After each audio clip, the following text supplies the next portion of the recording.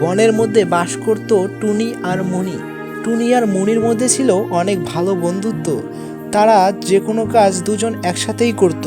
একদিন খাবারের খুব সংকট দেখা যায়। তখন মণি টুনিকে বলে, বন্ধু টুনি, আমি তো খিদের জ্বালায় আর বাঁচতেছি না। আরে বন্ধু মণি, আমারও তো একই অবস্থা। দুদিন ধরে তো কিছুই খেতে পারতেছি না, কি করা যায়?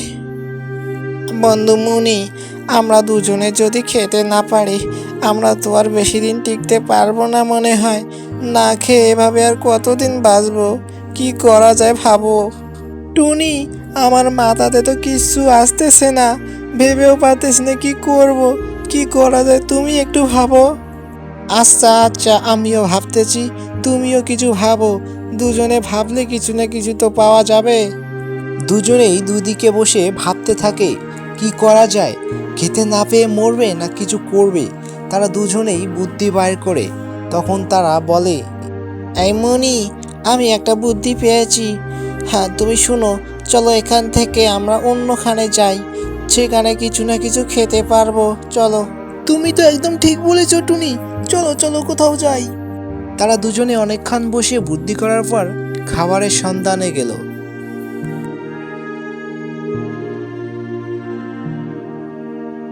ঘুরতে ঘুরতে তারা একটি নদী দেখতে পেল। সেখানে তারা নামলো। এই মনি, দেখ আমরা কত খাবার পেলাম। এই টুনি, আমি তো খাবার দেখে খুশিতে আত্মহারা হয়েছি। অনেকদিন পর এত খাবার। হ্যাঁ রে মনি, এবার এবার আমরা দুজনে দুজনে মন শান্তি করে খাওয়াতে পারবো।